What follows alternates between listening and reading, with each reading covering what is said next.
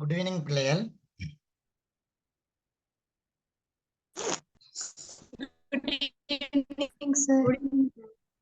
சரி, ஓகே. என்னன்னு சொல்லி சொன்னால், இப்ப நாங்க ஃபர்ஸ்ட்டுக்கு நேரத்தோட உங்களுக்கு நான் ஏற்கனவே 2 கிளாஸ் வந்து உங்களுக்கு செய்திருக்கிறேன்னு நினைக்கிறேன். அது ஜிஎஸ், ஜிபிஎஸ், ஆர்எஸ் சார்ந்த கட்டாய வினா பகுதியாக இருந்ததால உங்களுக்கு அவை சார்ந்தும் நோம்பலா உங்களுக்கு அதை பத்தி கதைச்சிருக்கிறேன். பார்க்காதாக்கள் சார் யூடியூப் சேனல்ல இருக்குது, போய் பார்க்காதாக்கள் அதை பார்த்துக்கொள்ளுங்க. சரி, ஓகே. இப்ப பிள்ளைகள் நான் உங்களுக்கு பிரதானமாக கதைக்க போறது வந்து எங்களுடைய ஃபைனல் எக்ஸாம் பேப்பர். நான் உங்களுடைய டேர்ம் எக்ஸாம் பேப்பர் சார்ந்தோ அல்லது வந்து சும்மா ஏதாவது ஒரு மாடல் பேப்பர் சார்ந்தோ இருக்காம, இப்ப நான் உங்களோட கதைக்க போற விடயம் வந்து பாத்தீங்கன்னு சொல்லி சொன்னால் ஃபைனல் எக்ஸாம் பேப்பர். அதாவது நீங்க எழுத போற 11ஆம் மாதம் எழுத போற ஃபைனல் எக்ஸாம் பேப்பர்கள்ல உங்களுக்கு வரக்கூடியது சொல்லி எதிர்பார்க்கக்கூடிய வினாக்களை தான் வந்து நான் உங்களோட கதைக்க போறேன். யார் ஒரு ஆள் கையை சுத்தி இருக்கிறீங்க, சொல்லுங்க தம்பி என்னன்னு சொல்லி. யார் ஒரு ஆள் கேட்கறது கையை சுத்தி இருக்கிறீங்க, யாராவது எதுவும் கேட்கணும்னா கேட்கலாம், பிரச்சனை இல்லை, சொல்லுங்க. அபி எதுவும் கேட்க போறீங்களா?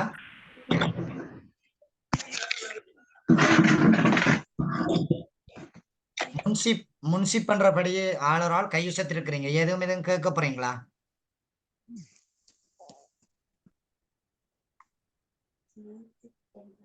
சரி, அப்படி எதுவும் கேட்காத ஆக்கள் தயவு செய்து அன்மியூட் பண்ணிக்கொள்ளுங்க. நான் சொல்ற விஷயத்தை மட்டும் கேட்டுக்கொண்டுருங்க பிள்ளைகள். மிக முக்கியமான விஷயம் தான் நான் உங்களோட கதைக்க போறேன். யாருமே உங்களுக்கு இவ்வளவு ஃப்ரீயா செய்ய மாட்டாங்க. சோ தயவு செய்து அபி என்ற பிள்ளை அன்மியூட் பண்ணிக்கொள்ளுங்களேன். வந்த உடனே ஃபர்ஸ்ட்டுக்கு அன்மியூட் பண்ணுங்க.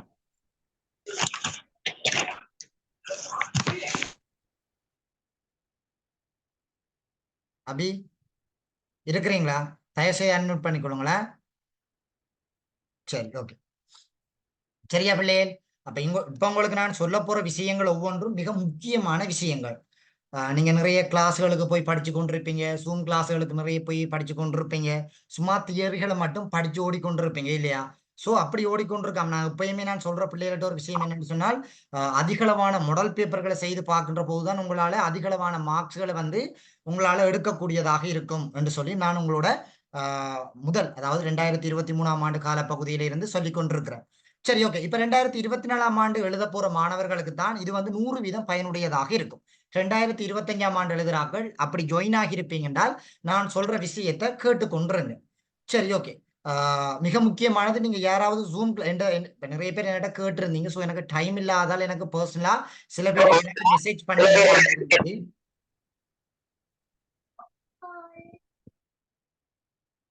எனக்கு கிளாஸ்கள் இருக்கிறதால நிறைய கிளாஸ்கள் இருக்கால எனக்கு உங்களுக்கு பர்சனல் ரீதியாக மெசேஜ் பண்ணிடலாம் இருந்தது. ஸோ நீங்க என்ன செய்யுங்கன்னு சொல்லி சொன்னால், இப்போ என்னுடைய கிளாஸுகள் அதாவது ஜூம் கிளாஸுக்குரிய டீட்டெயில்ஸை நான் சொல்றேன். என்னண்டா நிறைய பேர் என்னட்ட கேட்டீங்க. ஸோ நான் சொல்றேன், இப்போ நிறைய பிள்ளைகள் என்னட்ட படிச்சு கொண்டு இருக்கிறாங்க. நான் நிறைய பிள்ளைகள் அலோட் பண்றேன். இல்லைன்றால் சரியான வகையில படிப்பிக்க இல்லாத எந்த குறிக்கோள். பெரும்பாலும் 40 பேர் படிச்சு கொண்டு இருக்கிறாங்க. ஸோ நீங்க அப்படியே கிளாஸ்ல ஜாயின் பண்ற ஆட்களுக்கு நான் வேற ஒரு குரூப் தான் கிரியேட் பண்ணி படிப்பிப்பேன். ஏன்னா அவங்க கொஞ்சம் முன்னுக்கு போயிட்டாங்க. அவங்க இப்ப நீங்க லாஸ்டா ஜாயின் ஆக்கலாம் கொண்டு அவங்களோட ஜாயின் பண்ணிடலாது. அவங்க கொஞ்சம் முன்னுக்கு போயிட்டாங்க. அப்ப அவங்களுக்கு நான் மாடல் பேப்பர் ஸ்டார்ட் பண்ணி செய்து கொண்டிருக்கிறேன். ஸோ நீங்க கிளாஸுக்கு நீங்க ஜாயின் பண்ணணும் என்று சொல்லி சொன்னால், என்னுடைய கிளாஸ் வந்து சண்டே மட்டும் நடக்காது. மற்றபடி திங்கள்ல இருந்து சனிக்கிழமை மட்டும் கிளாஸ் வந்து கண்டினியூவா நடக்கும். 2024ஆம் ஆண்டு பேட்ச் பிள்ளைகளுக்கு மந்த்லி வந்து 1000 தான் நீங்க பே பண்ண வேண்டி வரும். அதே நேரத்துல வந்து கிளாஸ் வந்து இரவு 9 மணியில இருந்து 10 மணி மட்டும் நடக்கும். சம்டைம் நான் சில டைம்ல 2 ஹவர்ஸும் எடுத்து பிள்ளைகளுக்கு படிப்பிக்கிறேன். சிலது விலங்கலாட்டி. சரி, ஓகே. இப்ப நம்ம விஷயத்துக்கு வருவோம். இப்ப நான் உங்களுக்கு சொல்ல போற விடயம் மிக மிக முக்கியமான பகுதி. தயவு செய்து எல்லாரும் மியூட் பண்ணி கொண்டு கேட்டுக்கொண்டிருங்க பிள்ளைகள். சரியா? ஓகே. பாருங்க, உங்களுடைய பௌதிக புவியியல்ல உங்களுக்கு தெரிஞ்சிருக்கும், நீங்க படிச்சிருப்பீங்க. படம், அதாவது தரம் 12ஆம் ஆண்டை பொறுத்த வரைக்கும் உங்களுக்கு மிக முக்கியமாக இருக்கிறது இந்த படம் என்ற பாடப்பகுதியும், அதே நேரத்துல 1க்கு 50,000 என்ற பாடப்பகுதியும், அதே நேரத்துல நவீன படவரகலையியல் என்ற பகுதியும் வந்து உங்களுக்கு தரம் 12ஆம் ஆண்டுல இருக்கிற மிக முக்கியமான ஒரு பாடப்பகுதியாக இருக்கும். நீங்க எல்லாருமே இந்த 3 சிலபஸையும் நல்ல வடிவா படிச்சு நிறைய எக்ஸாமும் எழுதிருப்பீங்க. நிறைய மாடல் பேப்பர்களும் கிளாஸ்கள்ல ஸ்கூல்கள்ல செய்திருப்பீங்க. அடுத்தது தரம் 13ஆம் ஆண்டை பொறுத்த வரைக்கும் தரவு தகவல் என்ற கட்டாய வினா பகுதி இருக்குது. இது வந்து 4ஆம் தவணைக்குரிய மாதிரி தான் இப்ப நான் உங்களுக்கு மாடல் பேப்பர் உங்களுக்கு கொண்டு போறேன். சரி, அதுக்கு முதல் நான் உங்களுக்கு இன்றைக்கு படிப்பிக்க போறது நிறைய விஷயங்கள் உங்களுக்கு பகுதிய புவியியல் மாடு புவியியல் நிறைய கதைக்கேலான்றதன் அடிப்படையில நான் உங்களுக்கு ஃபர்ஸ்ட்டுக்கு செய்ய போறது வந்து முதலாவது இருக்கின்ற 10 MCQ வினாக்கள் தான்.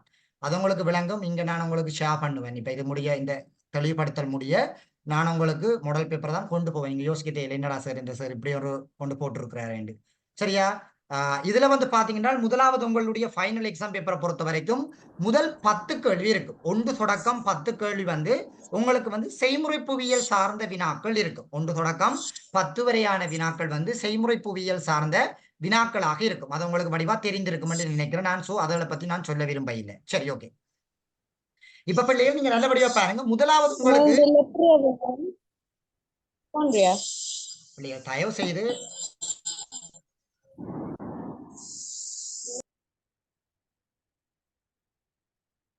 பிள்ளைகள் மியூட் பண்ணாதாக்களை தயவு செய்து நான் என்ன சொல்றது ரிமூவ் பண்ணி விட்டுருவேன். மியூட் பண்ணாம இருந்தீங்க என்றால் உங்களால மற்ற பிள்ளைகளுக்கும் டிஸ்டர்பா இருக்கும். அதாவது மியூட் பண்ண வர பிள்ளைகளை நான் தயவு செய்து குரூப்ல இருந்து லெஃப்ட் ஆகி விட்டுருவேன். திரும்ப திரும்ப சொல்றேன். நானே தயவு செய்து மியூட் பண்ணி கொண்டிருங்க. நான் சொல்ற விஷயம் மிக முக்கியமான ஒரு விஷயம். உங்களுக்கு இது ஃப்ரீயா வாரதால நீங்க இதை மிஸ்யூஸ் பண்ணாதுங்க. தயவு செய்து சொல்றேன் நான். சரியா? ஓகே. இதுல வந்து பிள்ளைகள் மிக முக்கியமானது உங்களுக்கு தெரியும் படம் என்ற பகுதி. சரியா? செய்முறை புவியியல்ல மிக முக்கியமான ஒரு பகுதி இந்த படம் என்ற பகுதி. உங்களுக்கு தெரியும் இந்த படம் என்ற பகுதியிலிருந்து கட்டாயம் 2 அல்லது வந்து 3 அல்லது 1 MCQ குறைந்தது 1 MCQ-ஆவது உங்களுடைய ஃபைனல் எக்ஸாம் பேப்பர்ல கட்டாயம் கேட்பாங்க. அல்லது பெரும்பாலும் 3 MCQ வந்து அதாவது கூடுதலான MCQ என்று பார்த்தோம் என்றால் 3 MCQ வரும். சரி, இப்ப நாங்க பாருங்க 2019ஆம் ஆண்டு காலப்பகுதிகளை நீங்க எடுத்து பாத்தீங்கன்னா இந்த இடவிலக்கு அவங்களுக்கு தெரியும் படம்ண்டா என்ன. முதலாவது நீங்க நிறைய விஷயங்கள் இந்த படம் சார்ந்து படிச்சிருக்க வேணும். அதை நான் நோமலா சொல்லி கொண்டு போறேன். படம்ண்டா என்ன, படத்தினுடைய வகைப்பாடுகள் என்னன்னு சொல்லி படிச்சிருக்க வேணும். படத்தினுடைய வகைப்பாடுகள் உங்களுக்கு தெரியும் 2 இருக்குது. ஒன்று கருப்பொருள் படம், அடுத்தது வந்து இடவிலக்க படம் என்று சொல்லி 2 வகையான படங்கள் இருக்குது. இதுல வந்து பார்க்க வேணும் நீங்க மிக முக்கியமானது இடவிலக்க படம்ண்டா என்ன, இடவிலக்க படத்தினுடைய வகைப்பாடுகள் என்ன, இடவிலக்கப்படத்தினுடைய நன்மைகள் என்ன, இடவிலக்கப்படத்தினுடைய தீமைகள் என்ன, இடவிலக்கப்படங்கள் எவ்வாறு அமைக்கப்படுகின்றது, சமூகக்கோடுகள் சார்ந்து இடவிலக்கப்படங்கள் எவ்வாறு அமைக்கப்படுகின்றது, அதே நேரத்தில் இடவிலக்கப்படங்கள் அமைக்கின்ற போது கவனத்தில் கொள்ள வேண்டிய விடயங்கள் என்ன என்றதெல்லாம் நீங்க வடிவா படிச்சிருப்பீங்க. ஸ்கூல்கள்ல கிளாஸ்கள்ல வடிவா படிச்சிருப்பீங்க. சரி, ஓகே. அடுத்தது கருப்பொருள் படம். கருப்பொருள் படங்கள் படிக்கின்ற போது கருப்பொருள் படம் என்றா என்ன, கருப்பொருள் படங்கள் எவ்வாறு அமைக்கப்படுகின்றது, கருப்பொருள் படம் அமைப்பதற்குரிய நுட்ப முறைகள் என்ன, கருப்பொருள் படத்தினுடைய வகைப்பாடுகள் என்ன, கருப்பொருள் படத்தினுடைய நன்மைகள், கருப்பொருள் படத்தினுடைய தீமைகள் என்ற விஷயங்கள் எல்லாம் படிச்சிருப்பீங்க. இதுக்கு அடுத்ததாக இருக்கிறது வந்து பாத்தீங்கன்னு சொன்னால் படம் என்ற ரீதியில பொதுவாக இருக்கிற சில அம்சங்கள். அதாவது வந்து பாத்தீங்கன்னா நிலப்பயன்பாட்டு அம்சங்கள், நிலப்பயன்பாட்டு படம் என்றா என்ன, அதே நேரத்தில் வந்து பாத்தீங்கன்னு சொல்லி சொன்னால் அதாவது தரைத்தோட்ட படங்கள் உண்டு. இடவிலக்க படங்களுக்கு மறுபேர் தான் தரைத்தோட்ட படம். சோ இது தனியாக தரைத்தோட்ட படங்கள் என்றா என்னன்னு சொல்லி எல்லாம் படிவா படிச்சிருப்பீங்க. இது சார்ந்து நிறைய படங்கள் இருக்குது. அவை சார்ந்து நீங்க என்ன செஞ்சிருப்பீங்கன்னு சொன்னால் கிளாஸ்கள்ல படிச்சிருப்பீங்க. சோ நான் அதுகளை கதைக்காம நோமலா உங்களோட சொல்லி கொண்டு போறேன். ஏன்னா எங்களுக்கு டைம் இல்லாதபடியால. சரி, இதன் அடிப்படையில் உங்களுக்கு 2019ஆம் ஆண்டு காலப்பகுதியில படங்கள் சார்ந்து பாத்தீங்கன்னு சொல்லி சொன்னால் இடவிலக்க படங்களுடைய அமைக்கப்படுகின்ற மிக முக்கியமான விஷயம் உங்களுக்கு தெரியும் வந்து சமயர கோடுகள். இடவிலக்க படங்கள் சமயர கோடுகள் மிக முக்கியமாக நோக்கப்படுகின்ற ஒரு விஷயங்கள் உங்களுக்கு தெரிஞ்சிருக்கும். சோ அப்ப அதால 2019ஆம் ஆண்டு காலப்பகுதியில இடவிலக்க படங்கள்ல சமயர கோடுகள் சார்ந்த ஒரு வினாக்கள் உங்களுக்கு வழங்கப்பட்டிருந்தது. 2019ஆம் ஆண்டுல 2 வினா வரப்பட்டிருந்தது. இந்த இடவிலக்க படங்கள்ல பௌதீக அம்சங்கள் சார்ந்து, அதாவது தெரியும் இடவிலக்க படங்கள் மிக முக்கியமானது பௌதீக பண்பாட்டு அம்சங்கள் சார்ந்து நிறங்கள், குறியீடுகள், அளவு திட்டங்கள் சார்ந்து வரையப்பட்டிருக்கிறது. சோ இது 19ஆம் ஆண்டு காலப்பகுதியில சமயர கோடுகளும் பௌதீக அம்சங்கள் சார்ந்தும் கேட்டிருந்தாங்க. 2020ஆம் ஆண்டு காலப்பகுதியில கருப்பொருள் படங்கள்ல புள்ளிப்படங்கள் சார்ந்து கேட்டிருந்தாங்க. புள்ளிப்படங்கள் வந்து புள்ளிப்படத்துக்கு உதாரணங்கள் கேட்டிருந்தாங்க. ஆனால் புள்ளிப்படங்கள் அமைப்பதற்குரிய நுட்ப முறைகள், புள்ளிப்படங்கள் எவ்வாறு உருவாக்கப்பட வேணும் என்றதெல்லாம் இன்னும் கேட்கப்படாமலா தான் இருக்குது. சோ நீங்க புள்ளிப்படம் சார்ந்து கட்டாயம் படிச்சிருக்க வேணும். 2020ஆம் ஆண்டு கால பகுதியில கருப்பொருள் படங்களினுடைய வரைவதற்குரிய நுட்ப முறைகளில் உண்டான புள்ளிப்படங்கள் சார்ந்த வினாக்கள் வரப்பட்டிருந்தது. 2021ஆம் ஆண்டு காலப்பகுதியில கருப்பொருள் படத்துக்கான உதாரணங்கள் கேட்கப்பட்டிருந்தது. அதே போல 2022ஆம் ஆண்டு காலப்பகுதி எடுத்து பாத்தீங்கன்னா இடவிலக்க படத்தினுடைய வரைவிலக்கணங்களையும் கேட்டு அதே நேரத்தில் அந்த படத்தினுடைய வகைப்பாடுகள் சார்ந்த வினாக்களும் வந்து 2022ஆம் ஆண்டு காலப்பகுதியில வந்து கேட்டிருந்தாங்க. 2023ஆம் ஆண்டு காலப்பகுதியில இடவிலக்க படங்கள் சார்ந்த ஒரு வினாக்கள் வந்து போட்டிருந்தாங்க. உங்களுக்கு தெரியும், நீங்க போன வருஷம் எக்ஸாம் பேப்பர்கள் எடுத்து பாத்தீங்கன்னா உங்களுக்கு தெரிந்திருக்கும். 2024 ஆண்டு காலப்பகுதியில கேட்கலாம் என்ன சொல்லி எதிர்பார்க்கிற, அதாவது என்னுடைய கருத்தின் அடிப்படையில எதிர்பார்க்கிற வினாக்கள் என்றால் இன்னும் கருப்பொருள் படங்களுடைய வகைப்பாடுகள் சார்ந்து கேட்க இல்லை. 2022 ஆண்டு காலப்பகுதியில இடவிலக்க படங்களினுடைய வகைப்பாடுகள் கேட்டிருந்தாங்க. ஆனால் கருப்பொருள் படத்தினுடைய வகைப்பாடுகள் சார்ந்து இன்னும் வினாக்கள் அமையப்பெறாமத்தான் இருக்கின்றது. சம்டைம் உங்கள்கிட்ட கேட்கலாம், என்னென்று யாதாயினும் ஒரு விடயத்தினை மையமாக வைத்துக் கொண்டு வரையப்படுகின்ற படங்கள் பின்வருவனவற்றுள் யாது, இப்படியான ஒரு வினாக்களை போட்டு அதில் என்ன செய்யலாம், ஒரு 5 விடைகளை தந்து உங்களை கண்டுபிடிக்க வைக்கலாம். அதே நேரத்துல கருப்பொருள் படங்களுக்குரிய உதாரணங்கள் பெரும்பாலும் இந்த முறை உங்களுக்கு வரக்கூடிய விட விஷயம் என்னென்றால், கட்டாயம் உங்களுக்கு கருப்பொருள் படங்கள் தான் வரப்போகுது. கட்டாயம் படம் வரும். நீங்க இந்த முறை எதிர்பார்த்து கொண்டு போகலாம். படம்ன்றது வந்து எம்சிக்யூல கட்டாயம் வரும்ன்றது வடிவா ஞாபகம் வச்சுக் கொள்ளுங்க. ஏனென்றால் படங்கள் வந்து போன முறை 1 கேட்டதால இந்த முறை 2 அல்லது 3 கேட்கக்கூடிய சந்தர்ப்பங்கள் மிக அதிகமாக இருக்குது. வடிவா படிச்சுக் கொள்ளுங்க படங்கள் சார்ந்து. அடுத்தது கருப்பொருள் படங்களினுடைய நுட்ப முறைகள் சார்ந்து வினாக்கள் வினாவப்படலாம். இப்ப கருப்பொருள் படங்கள் ஒன்று அமைக்கப்படுகின்ற போது என்னென்ன நுட்ப முறைகளை பயன்படுத்தி வரைவாங்க, அந்த நுட்ப முறைகளை வச்சுக்கொண்டு உதாரணங்களும் என்ன செய்யலாம், கேட்கலாம். ஏனென்றால் 2020 ஆண்டு காலப்பகுதியில எங்களுக்கு தெரியும் கருப்பொருள் படங்கள் அமைக்கிறதுக்குரிய மிக முக்கியமான நுட்ப முறைகள் உண்டு. புள்ளிப்படங்கள் இல்லையா, புள்ளிப்படங்கள், நிழல் படங்கள், சமயுர கோட்டு படங்கள். இந்த 3 படங்கள்ல 2020 ஆண்டு கேட்கப்பட்ட வினா என்னன்னு சொன்னால் புள்ளிப்படங்கள் சார்ந்து கேட்டிருந்தாங்க. சோ 2024 ஆண்டு கால பகுதியிலையும் இந்த நுட்ப முறைகள் சார்ந்து என்ன செய்யலாம், உங்கள்கிட்ட வந்து வினாக்கள் வந்து கேட்கக்கூடிய சந்தர்ப்பங்கள் மிக அதிகமாக இருக்கிறது. அடுத்தது இடவிலக்கப்படங்கள்ல பண்பாட்டு அம்சங்கள் சார்ந்து இன்னும் வினாக்கள் வர இல்லை. பாருங்க 2019 ஆண்டு கால பகுதியில பௌதிக அம்சங்கள் கேட்டிருந்தாங்களே ஒழிய இன்னும் பண்பாட்டு அம்சங்கள் சார்ந்த வினாக்கள் இன்னும் வினாவப்படாமல் இருக்கின்றது. சோ பண்பாட்டு அம்சங்கள் சார்ந்தும் வடிவா படிச்சுக் கொள்ளுங்க. பண்பாட்டு அம்சங்கள் எப்படி இனங்காண்றது, பண்பாட்டு அம்சங்கள் இருக்கிற மிக முக்கியமான அம்சங்கள் என்ன, 100% மனிதனால் அமைக்கப்படுறது என்ன, பகுதி அதாவது 50% இயற்கையாகவும் பண்பாடு சார்ந்தும் 50% மாண்டம் சார்ந்தும் அமைக்கப்பட்டிருக்கின்ற அம்சங்கள் என்னன்ற வகையில் எல்லாம் வடிவா என்ன செஞ்சு கொள்ளுங்க, படிச்சுக் கொள்ளுங்க. இது படங்கள் சார்ந்து பெறப்பட்டிருக்கின்ற வினாக்கள். அடுத்தது 1/50,000. உங்களுக்கு தெரியும் 1/50,000 வந்து நீங்க படிக்கிற காலகட்டம் 2ஆம் தவணையில படிப்பீங்க. 2ஆம் தவணை 3ஆம் தவணையில இருக்கிற மிக முக்கியமான ஒரு பாடப்பகுதி வந்து இந்த 1/50,000 என்ற படம். இதுல நிறைய நீங்க கணக்குகள் படிச்சிருப்பீங்க இல்லையா, அதாவது பரப்பளவு துணிகிறது, நீளங்களை துணிகிறது, அளவு திட்டங்களை துணிகிறது. அதே நேரத்துல வந்து பாத்தீங்கன்னு சொல்லி சொன்னால் மிக முக்கியமாக இருக்கிறது வந்து இந்த பரப்பளவை கண்டு அதை துணிகிறது. இந்த இப்படியான விஷயங்கள் வந்து நீங்க இந்த 1/50,000 படிச்சிருப்பீங்க. முதலாவது 1/50,000 என்றா என்ன, 1/50,000 இருக்கின்ற படங்களினுடைய எண்ணிக்கை எத்தனை, இணைக்கப்பட்ட படங்கள் எத்தனை இருக்குது, அதாவது இணைக்கப்பட்டதன் பின்பு எத்தனை படங்கள் இருக்கின்றது, முதலாவது படம் என்ன, கடைசி படம் என்ன, எவ்வாறு இந்த 1/50,000 அமைக்கின்ற போது தேசிய நெய்யரி வலைப்பின்னல் முறைமை அதாவது SLT 99 என்கின்ற ஒரு வலையமைப்பு எவ்வாறு இந்த இடவிலக்கப்பட அதாவது இந்த 1/50,000 படங்களை எவ்வாறு தயாரித்திருக்கின்றது என்றதன் வகையில் எல்லாம் நீங்க என்ன செஞ்சிருக்கணும், அறிந்திருக்க வேண்டியது மிக முக்கியமானதாக இருக்கின்றது. சோ 2019 ஆண்டு காலப்பகுதியில இந்த படத்தினுடைய நீளமும் அதனுடைய அகலமும் கேட்டிருந்தாங்க. இந்த 1/50,000 படங்களுடைய நீளம் அகலம் சார்ந்த வினாக்கள் 2019 ஆண்டு காலப்பகுதியில வரப்பட்டிருந்தது. 2020 ஆண்டு காலப்பகுதியில தேசிய நெய்யரி முறைமை மிக முக்கியமான ஒரு பாடப்பகுதி தான் இந்த தேசிய நெய்யரி முறைமை. இந்த தேசிய நெய்யரி முறைமை வந்ததன் பிற்பாடுதான் எங்களுக்கு தெரியும் 1/50,000 படமே வெளியில வந்ததுன்றது உங்களுக்கு வடிவா தெரிஞ்சிருக்கும் இல்லையா. அதுக்கு பிறகு இந்த 1/50,000 மிக முக்கியமாக பேசப்பட்டது. அதிலும் உங்களுக்கு தெரியும் அதுக்கு முதல் ஓரங்குல படங்கள் தான் வந்து பயன்பாடுகள்ல இருந்தது என்றெல்லாம் நீங்க நினைஞ்சிருப்பீங்க, படிச்சிருப்பீங்க. சரியா, ஓகே. 2020 ஆண்டு காலப்பகுதி 2020 ஆண்டு காலப்பகுதி எடுத்து பார்த்தீங்கன்னா இந்த நீளம் சார்ந்து கதைச்சிருந்தாங்க. தெரியும் மிக முக்கியமானது வந்து நீளம் காண்றது. ஒரு 1/50,000 படங்கள்ல நீளங்களை எப்படி காண்றதுன்னு சொல்லி கேட்டிருந்தாங்க.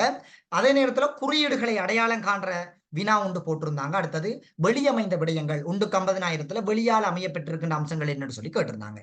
2021 ஆண்டு கால பகுதியில படத்தாள்கள் பற்றியும் அதே நேரத்துல இந்த 1/50,000 இருக்கின்ற இடவிலக்க படங்களினுடைய வடிகால் அம்சங்கள் சார்ந்தும் கேட்டிருந்தாங்க. அதே நேரத்துல 2022 ஆண்டு கால பகுதியில மாறி திரும்ப குறியீடுகள் சார்ந்த வினாக்களும் அளவு திட்டங்களை கணித்தல் அல்லது வந்து பௌதிக அம்சங்களை இனங்காணுதல் சார்ந்த ஒரு வினாக்கள் பெறப்பட்டிருந்தது. 2023 ஆண்டு கால பகுதியில நீளங்களை கணித்தலும் இடவிலக்க படங்களினுடைய சமீரக்கோடுகளை அடையாளம் காணுதலும் இடவிலக்க படங்களினுடைய அளவு திட்டங்களை 1/50,000 அளவு திட்டங்களை அடையாளம் காணுதலும் என்ற வினாக்கள் போட்டிருந்தாங்க. இந்த முறை உங்களுக்கு வரக்கூடிய வினாக்கள் என்றால் பெரும்பாலும் இன்னும் பரப்பளவு துணிகிறது வந்து இன்னும் வர இல்லை. சோ உங்களுக்கு தெரியும் இடவிலக்க படங்கள் அதாவது 2023 ஆண்டு காலப்பகுதியில் நடந்த இடவிலக்க படங்களை பாத்தீங்கன்னா பரப்பளவு துணியறதை போட்டிருந்து கேட்டாங்க. ஒரு வயலினுடைய பரப்பளவை துணியிற முறைகளை போட்டிருந்தாங்க. சம்டைம் உங்களுக்கு இந்த முறை என்ன செய்யலாம், MCQல போட்டு கேட்கலாம். பரப்பளவு எப்படி காண்றதுன்றத MCQல போட்டு கேட்கலாம். இந்த முறை உங்களுக்கு நீங்க நம்பிக்கொண்டு போங்க, குறியீடுகள் சார்ந்த ஒரு வினாக்கள் கட்டாயம் பெறும்ன்றது. ஏனென்றால் குறியீடுகள் ஒன்று விட்டு ஒருவரிடம் வந்து கொண்டிருக்கின்றது. 2019 வராம 2020ஆம் ஆண்டு கேட்டிருந்தாங்க, 2021 வராம 2022 கேட்டிருந்தாங்க. ஸோ 2023 வராம சம்டைம் உங்களுக்கு வரக்கூடிய சந்தர்ப்பங்கள் குறியீடுகள் மிக முக்கியமாக மிக அதிகமாக இருக்கின்றது.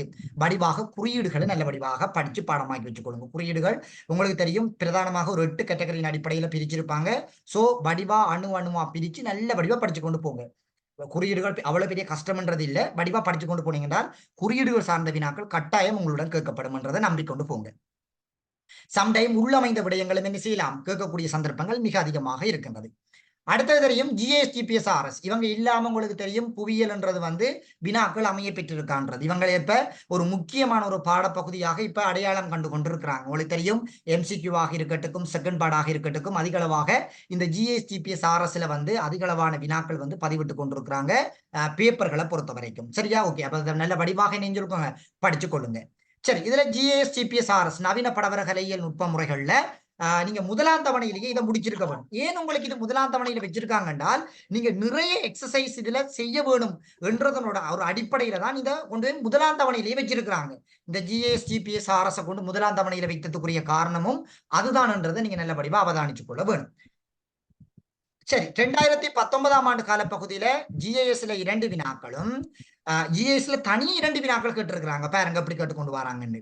2020ஆம் ஆண்டு காலப்பகுதியில ஜிஏ சார்ந்த ஒரு வினாவும் ஜிபிஎஸ் சார்ந்த ஒரு வினாவும் கேட்டிருந்தாங்க. 2021ஆம் ஆண்டு காலப்பகுதியில பாருங்க ஜிஏ சார்ந்து 2 வினாக்கள் போட்டிருந்தாங்க. ஜிஏஎஸ் முதன்மைப்படுத்தி 2 வினாக்கள். 2022ஆம் ஆண்டு காலப்பகுதியில ஜிபிஎஸும் ஆர்எஸும் கேட்டிருந்தாங்க. 2023ஆம் ஆண்டு காலப்பகுதியில ஜிஏஎஸ்ல 3 வினாக்கள் பெறப்பட்டிருக்கு. போய் பாத்தீங்கன்னா தெரியும் பேப்பர்களை.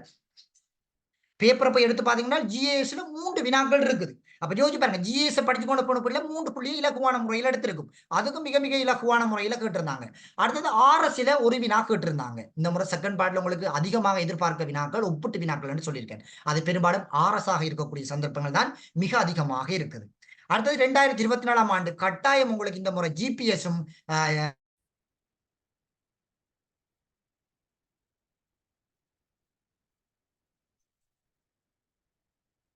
சாரி பிள்ளைகள், கொஞ்சம் கோல் வந்ததால கட் ஆயிட்டு. ஓகே.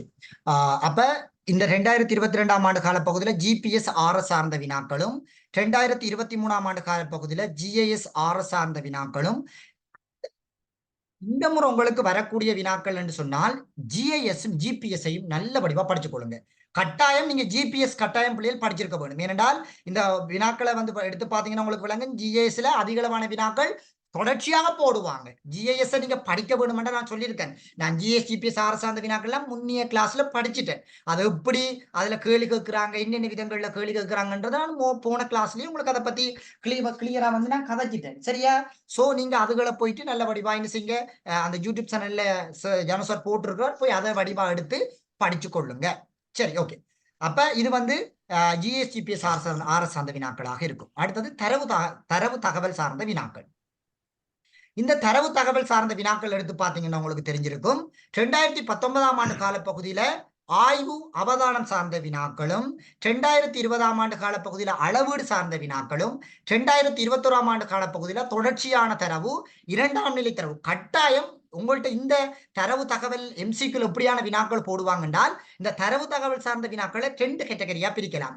ஒன்று வந்து தரவு சேகரிப்பதற்குரிய முறைகள், அடுத்தது தரவு தகவலினுடைய அறிமுக பகுதி என்று 2 பிரிவா பிரிச்சிருப்பாங்க. உங்களுடைய டீச்சர்ஸ் கைட் எடுத்து பாத்தீங்கன்னா உங்களுக்கு விளங்கியிருக்கும். 2 பிரிவா பிரிப்பாங்க. இதுல நான் இப்ப நேரத்துல சொன்னேன் தரவு தகவல் சார்ந்து அறிமுக பகுதி என்று, அதுலதான் இந்த எம்சிக்யூ கேட்பாங்க. வடிவம் ஞாபகம் வச்சு கொடுங்க. விளங்குதா? அதே நேரத்துல தரவு சேகரிப்பு முறைகள் என்ற ஒரு பாடப்பகுதி ஒன்று இருக்குது. அதுல உங்களுக்கு செகண்ட் பார்ட்ல வினாக்கள் வந்து வீணாவப்படும்ன்றத நீங்க நல்ல வடிவாய் நெஞ்சிருக்கணும், தெரிஞ்சிருக்க வேணும். சோ நான் இது உங்களுக்கு தெரிஞ்சிருக்கும். சோ இந்த இதன் அடிப்படையில நான் உங்களுக்கு சொல்றேன், இந்த கிளாஸ்கள்ல நிறைய டீச்சர்ஸ் உங்களுக்கு சொல்லி தந்திருப்பாங்க அது சார்ந்து. சோ இதுல சில பேர் கிளாஸுக்கு போகாம இருப்பீங்க, அவங்களுக்காண்டு சொல்லியிருக்கிறேன். சோ நான் பகுதிய புவியியலை கதைக்க விரும்ப இல்லை. சோ பகுதிய புவியியலை நான் விடுறேன். இப்ப நான் என்ன செய்வேன்டா, மாடல் பேப்பருக்குள்ள போவோம். நான் உங்களுக்கு அது சார்ந்து எம்சிக்கு சார்ந்து கிளியர் பண்ணிட்டேன். சோ நம்ம இப்ப எம்சிக்கு சார்ந்த நம்மளுடைய மாடல் பேப்பர் சார்ந்த வினாக்களுக்குள்ள போகலாம். சரி, இப்ப ஜூம் கிளாஸ்ல செய்து முடிச்சிட்டோம். நாங்க முதலாவது வினாத்தாள் வந்து முடிச்சிட்டோம், மாடல் பேப்பர் முடிச்சிட்டோம். சோ இப்ப நாங்க அடுத்ததா வந்து இப்ப செகண்ட் பார்ட்டுக்குரிய வினாக்கள் போய்கொண்டிருக்கிறோம். சரி, ஓகே. இப்ப நான் உங்களுக்கு சொல்ல போற விஷயங்கள் நல்லபடிவா அவதானிச்சு கொள்ளுங்க. எதுக்கும் டவுட் இருக்கிறார்கள் கைகளை உசத்தி கொண்டு என்ன செய்யுங்கண்டா, என்னட்ட என்ன டவுட்டா இருந்தாலும் நீங்க என்ன செய்யலாம், கேட்டு கொள்ளலாம். சரியா பிள்ளைகள்? தயங்காம வடிவா டவுட் இருந்தா எதுவும் கேளுங்க, நான் வடிவா உங்களுக்கு கிளியர் பண்ணி விடுவேன். சரி, ஓகே. இதுல முதலாவது நான் போட்டிருக்கிற வினாக்களை வந்து பாருங்க, இடவிளக்கப்படங்கள்.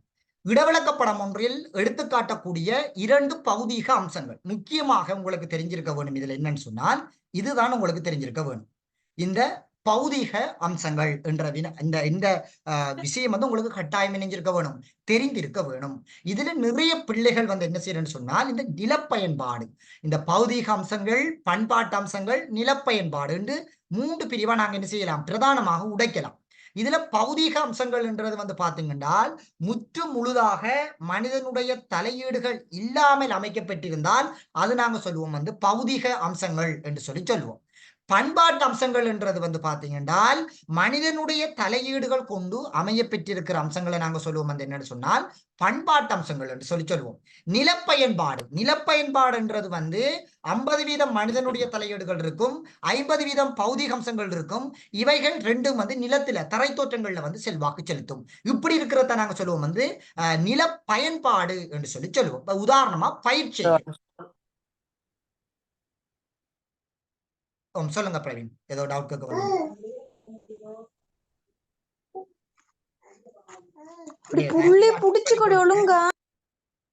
சரி, ஓகே. அப்ப நிலப்பயன்பாடுன்றது ஜூம் கட்டாகனா ஜாயின் பண்ணிக்கொள்ளுங்களா திரும்பியா. சரி, ஓகே.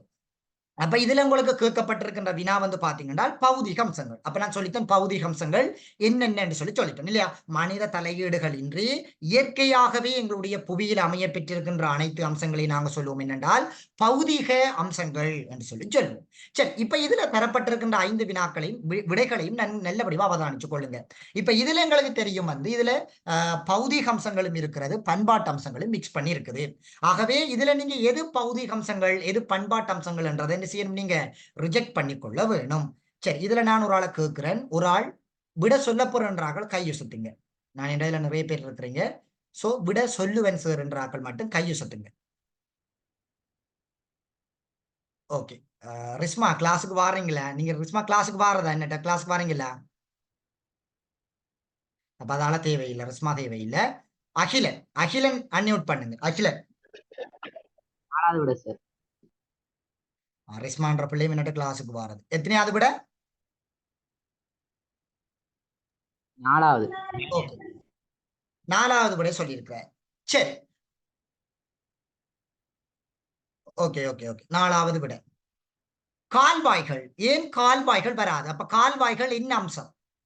கால்வாய்கள் மனிதனால் உருவாக்கப்பட்டது. மனிதனால் நிலத்தில் உருவாக்கப்பட்டிருக்கிறத நாங்க சொல்லுவோம் என்னன்னு சொன்னால் கால்வாய்கள் என்று சொல்லுவோம். அவை பெரும்பாலும் என்னவாக இருக்கும் என்றால் ஒரு பண்பாட்டு சார்ந்த அம்சங்களாக இருக்கும்.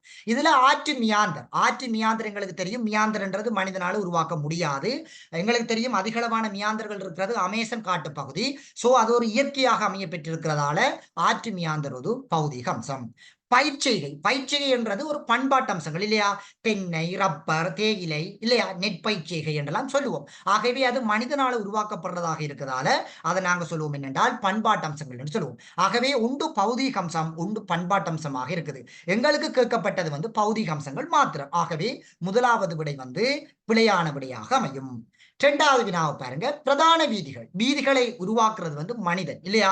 எங்களுக்கு தெரியும் ஈத்தர வீதிகள், வீத்தர வீதிகள் இல்லையா, நெடும் வீதிகள், சிறு வீதிகள், ஜீப்பண்டி பாதைகள், நடைபாதைகள் என்றெல்லாம் நிறைய வீதிகள் எங்களுடைய இடவிளக்கப்படங்கள் அமைய பெற்றிருக்கின்றது. ஆகவே இதுகள் எல்லாமே வந்து மனிதனால உருவாக்கப்பட்டது. ஆகவே பிரதான வீதிகள் என்றது வந்து பண்பாட்டு அம்சங்களுக்குள்ள இருக்கும். ஆகவே பிரதான வீதிகள் வராது.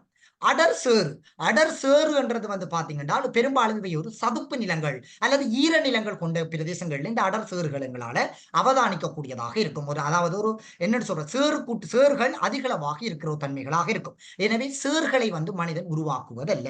ஆகவே அடர் சேறுகள் வந்து பார்த்தோம்னா எங்களுக்கு தெரியும் வந்து அது ஒரு பௌதிக அம்சங்களாக இருக்கும். ஆகவே ஒன்று பண்பாட்டு அம்சம், ஒன்று பௌதிக அம்சங்களாக இருப்பதால எங்களுக்கு 2வது விடைகளும் வராது. 3வது விடை புதர்கள் கால்வாய்கள். புதர்கள் என்றது எங்களுக்கு தெரியும் அதாவது புல் என்றது அடர்த்தியாக இருந்தால் அதை நாங்க சொல்லுவோம் புதர்கள் என்று சொல்லுவோம் இல்லையா. அதே நேரத்தில் கால்வாய்கள் என்று மனிதனால பயிற்சி நடவடிக்கைகளுக்காகவோ அல்லது ஏதோ ஒரு நீரினை பெற்றுக் கொள்வதற்காகவோ உருவாக்கப்படுவது கால்வாய். ஆகவே கால்வாய் என்றது பண்பாட்டம்சம், புதர்கள் என்றது பௌதீக அம்சம். ஆகவே 3வது விடையும் பிழையாக அமையும். 4வது விடை உங்களுக்கு தெரியும், அடர்சேறும் பாறை தொடர்களும். இது அடர்சேறுகளையும் பாறை தொடர்களும் இயற்கையாகவே புவியின் மீட்பரப்பில் அமைய பெற்றிருக்கும். ஆகவே பௌதீக அம்சங்களாக அமைய போவது 4வது. நேரத்தில் சொல்லித்தேன், கால்வாய்கள் பௌதீக பண்பாட்டம்சம், சாய்வுகள் பௌதீக அம்சங்களாக இருக்கும். ஆகவே 5வது விடையும் பிழையான விடை. எனவே சரியான விடையாக அமைய போறது 4வது விடை. அடுத்தது 2வது வினாவை நல்லபடி அவதானியுங்க. புவியின் மீது காணப்படும் பூகோள அம்சங்களை நிறங்கள், குறியீடுகள், இலக்கங்களினை பயன்படுத்தி வரையப்படும் படம் எவ்வாறு அழைக்கப்படும் என்று சொல்லி உங்கள்ட்ட ஒரு வரைவிலக்கணங்களாக கேட்டிருக்கிறாங்க. சோ இதுல வழங்கப்பட்டிருக்கின்ற வரைவிலக்கணங்கள்ல மிகச் சரியான படத்துக்குரிய வரைவிலக்கணங்கள் எது என்றதை நீங்க என்ன செய்யணும், கண்டுபிடிக்க வேண்டும். மிக முக்கியமாக நீங்க ஒரு விடை, அதாவது வினாத்தாள் செய்கின்ற போது பிழையான விடைகளை 100% ரிஜெக்ட் பண்ணுங்க. பிழையான விடைகளை ரிஜெக்ட் பண்ணி போட்டு சரி, நீங்க உங்களுக்கு எந்த விடைகள் டவுட் ஆகி இருக்குதோ அதை பத்தி யோசிச்சுங்க, மிக இலகுவான முறையில் எங்களால விடைகளை கண்டுகொள்ளக்கூடியதாக இருக்கும். சோ இதுல சரியான விடைகளாக அமைய போகுது. சரி பிரவீன் சொல்லுங்க, எந்த விடையாக அமையும்? பிரவீன் அன்மியூட் பண்ணாதாக்கல அன்மியூட் பண்ண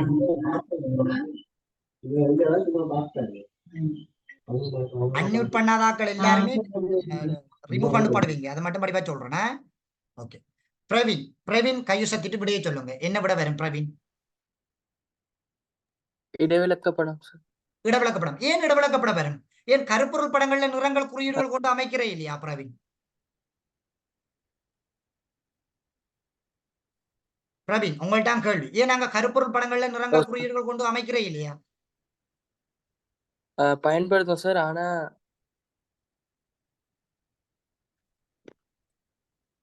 என்ன பிரவீன்?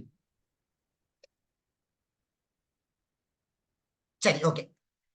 கருப்பொருள் படங்கள்லையும் நாங்கள் நிறங்கள், குறியீடுகள், அளவு திட்டங்கள் கொண்டு வரையிருந்தாங்க தான். ஆனால் எல்லா கருப்பொருள் படங்களுக்கும் வரைவோமா என்று சொல்லி கேட்டால் இல்லை. சிலதுகளுக்கு நாங்கள் நிறங்களை பயன்படுத்துவோம், சிலதுக்கு நிறங்களை பயன்படுத்த மாட்டோம். சிலதுக்கு குறியீடுகள் பயன்படுத்துவோம், சிலதுகளுக்கு குறியீடுகளை பயன்படுத்த மாட்டோம்.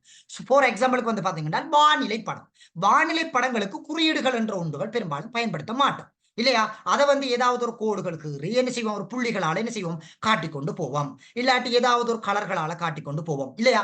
ஆனா இங்க என்ன செய்வோம், குறியீடுகள் என்ற ஒன்றுகள் பெரும்பாலும் பயன்படுத்த மாட்டோம் இல்லையா. அப்படியே என்ன செய்வோம், கருப்பொருள் படங்கள்ல இதுல ஏதாவது ஒன்றைத்தான் பயன்படுத்தும் இல்லையா.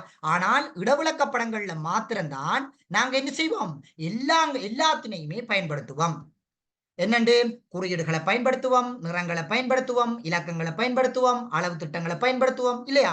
அப்ப இடவிலக்க படங்கள்ல மாத்திரம்தான் இதுகள் எல்லாத்தையும் ஒருமித்து வரையும்.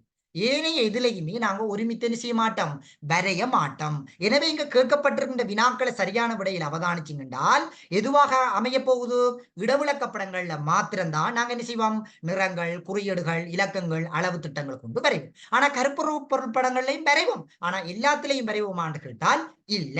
ஆகவே இதுக்குரிய சரியான விடையாக அமைய போறது இடவிலக்க படம். சரியா? ஓகே. அடுத்தது 3வது வினா, 1/50,000 சார்ந்த வினா.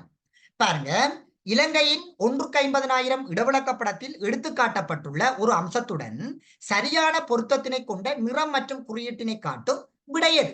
நல்ல வடிவாக 5 விடைகளையும் வடிவாக வாய்ச்சுதான் நீங்க என்ன செய்யணும், கண்டுபிடிக்க வேணும். சரி, ஐபட்ன்றது பிள்ளைல அப்படியெல்லாம் பேர் வைக்க கூடாது.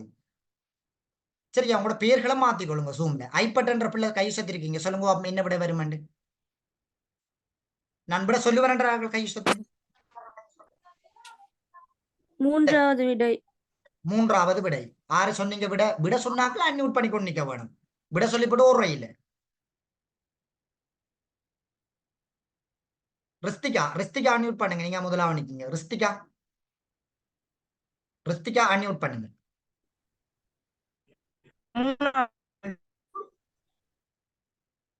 3வது விட. ஏன் 3வது விட என்று கண்டுபிடிச்சீங்கன்னு கேட்கிறேன். முதலாவது வராதா? ஏன் முதலாவது வராது, என்ன காரணமாக இருக்கும்? நீர்ப்பாசன கால்வாய் வந்து நீல நிறத்துல நீல நிறத்துல நீல கலர்ல எப்படி இருக்கும்? நீல நிறங்கள் எப்படி இருக்கும்? பிள்ளைகள் நீங்க மிக முக்கியமாக பார்க்க வேணும். இந்த நிறைய பிள்ளைகள் நான் பார்த்திருக்கேன். இந்த குறியீடுகள் செய்கின்ற போது கோடுகள், பல்கோணிகள், அதே நேரத்துல வந்து பாத்தீங்கன்னா மூடிய இப்படித்தான் வரையப்பட்டிருக்கும். உங்களுடைய 2020ஆம் ஆண்டு வினாபத்திரங்கள் எடுத்து பாத்தீங்கன்னா உங்கள்ட்ட அதுல ஒரு வினா ஒன்று கேட்டிருப்பாங்க.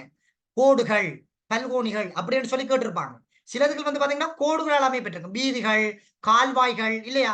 எங்களுக்கு தெரியும் குடியிருப்பு. இந்த வீதிகள், கால்வாய்களுக்கெல்லாம் ஆறுகள் எல்லாம் இதோட குடியிருப்போட சார்ந்த தொடர்பு இருக்கும். ஏன் எங்களுக்கு நேர்கோட்டு குடியிருப்புகள் அமைய பெற்றிருக்கிறது எப்படி இருக்கும்? இந்த வீதிகள், கால்வாய்கள், அதே நேரத்தில் ஆறுகள், ஏரிகளை அண்டி இருக்குமே அவை ஒரு கோடுகள் சார்ந்து இருப்பதன் காரணமாக அவையில் நேர்கோட்டு குடியிருப்புகள் அமைய பெற்றிருக்கும். 2023ஆம் ஆண்டு காலப்பகுதியில் கேட்கப்பட்ட ஒரு வினாவும் அதுதான். விளங்குதா? சோ நாங்க என்ன செய்யணும்? ஒரு வினா விடைகளை சொல்லுகின்ற போது அவை கோடு சார்ந்து வரையப்பட்டிருக்குமா அல்லது ஒரு பல்கோணி வடிவில் வரையப்பட்டிருக்குமான்றதை நாங்க என்ன செய்யணும்? சொல்லிக்கொள்ள வேணும். ஓகே பிள்ளைகள், ஜூம் கிளாஸ் கட் ஆகும். ஒரு 1 மினிட்டால ஜூம் கிளாஸ் கட் ஆகும். திரும்ப ஜாயின் பண்ணிக்கொள்ளுங்க. நீர்ப்பாசன கால்வாய் எங்களுக்கு தெரியும். நீர்ப்பாசன கால்வாய் நீல நிறங்களால வந்து ஒரு கோட்டின் வழியே வந்து வரையப்பட்டிருக்கும். ஒரு கோடுகளால வரையப்பட்டிருக்கிறது தான் நாங்க சொல்லுவோம் வந்து நீர்ப்பாசன கால்வாய். அவை எப்படி இருக்கும் என்று சொல்லி பாத்தீங்கன்னா இப்படி கோடுகளாக இப்படி என்ன செய்யும்? இப்படி அமைய பெற்றிருக்கும். இப்படி அமைய பெற்றிருந்தால் நாங்க அதை கீழே வராது, மேல மட்டும்தான் பெருமை. மேல மேல என்ன செஞ்சிருக்கும்? அமைய பெற்றிருக்கும். இப்படி அமைய பெற்றிருந்தால் நாங்க சொல்லுவோம் வந்து என்னன்னு சொன்னால் அதை நீர்ப்பாசன கால்வாய் என்று சொல்லுவோம். ஒரு கோட்டின் வழியே மேல என்ன செஞ்சிருப்பாங்க? சின்ன சின்ன கோடுகளாக வரையப்பட்டிருக்கும். அப்படி இருந்தால் அது நீர்ப்பாசன கால்வாய் என்று சொல்லுவோம். சரி, அடுத்தது புகையிரத பாதை. மிக முக்கியமாக நான் சொல்ல வேண்டும் இந்த புகையிரத பாதை.